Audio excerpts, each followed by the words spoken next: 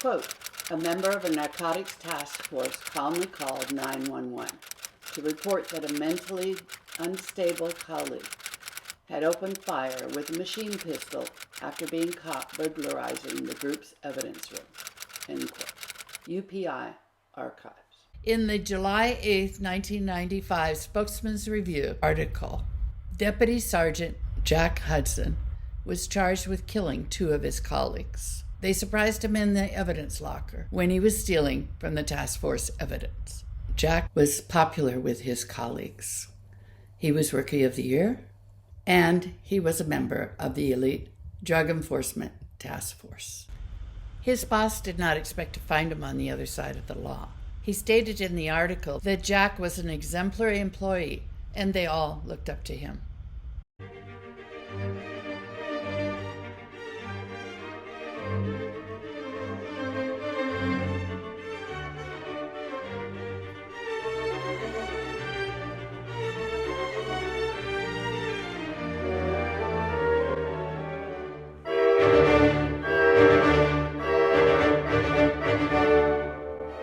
Evil men don't understand justice.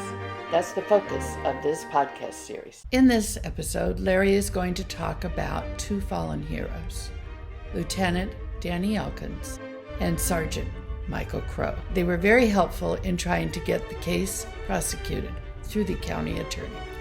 He will talk about some of the things that happened. However, more details are written about in the book, Path of the Devil. There was a part in the book that I'd like for you to expand on a little bit about the evidence locker. How is that connected to the Path of the Devil? It is strongly connected. Connection was kind of a surprise. I was working the Mirage case. Gianni Napolitano was the United States attorney. And I was having problems getting this case prosecuted. Everybody wants to end this case. They were pushing so hard for factual. I couldn't get anybody prosecuted, so I went to the person that was in charge of the Southwest Border Alliance Narcotic Task Force, and that was Lieutenant Danny Elkins. I decided to take this case. Maybe we could take it to the county attorney's office and go for state charge instead of federal, because the Mirage family is well known in that community.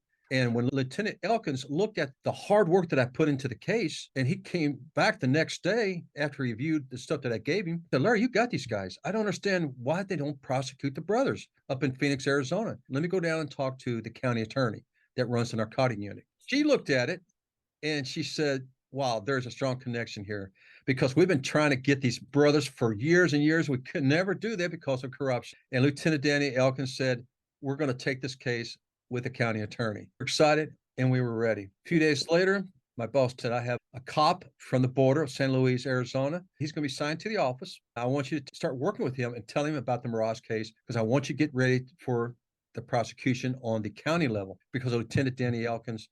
And his backup was a guy by the name of Sergeant Michael Crowe. Michael Crowe is a sergeant. Danny's the lieutenant. Very connected to the Yuma community. The cop giving him information about what's going on turned out to be he was corrupt. The reason why I say that, because he went right to the county attorney and her assistant and told him, if you take this case, someone's going to get hurt. That's unheard of. A cop don't do that. They're really worried because I was getting so close.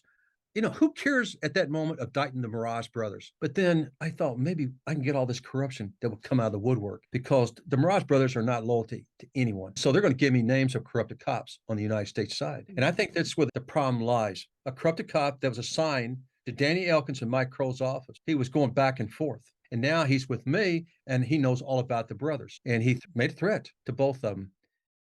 And Lieutenant and I, Danny Elkins, talked several days before he went on his brief vacation with his son to go fishing.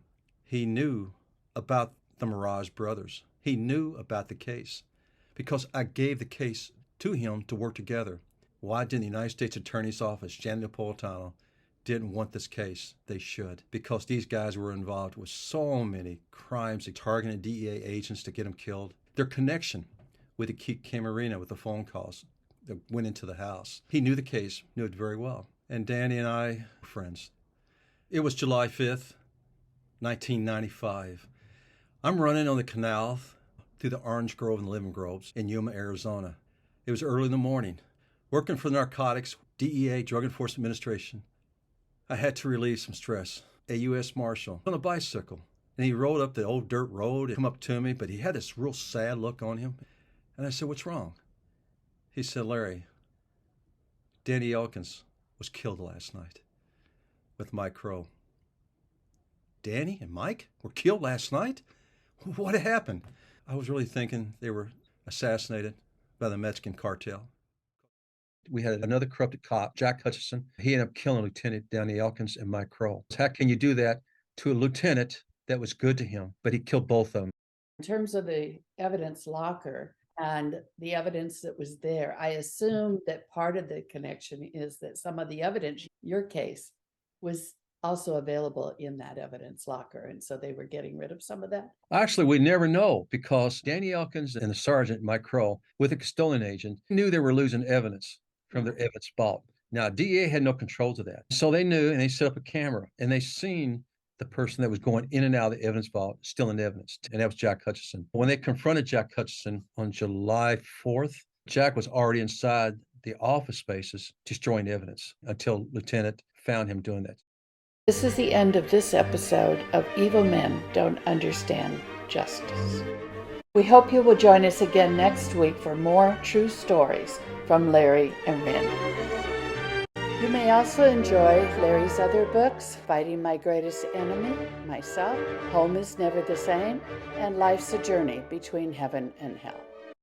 These books can be found at pathofthedevil.com or larryrayharden.com. Thanks for watching. If you like what you saw, click like and subscribe below. And if you're enjoying the stories in these podcasts, click the link below in the description box to get more details.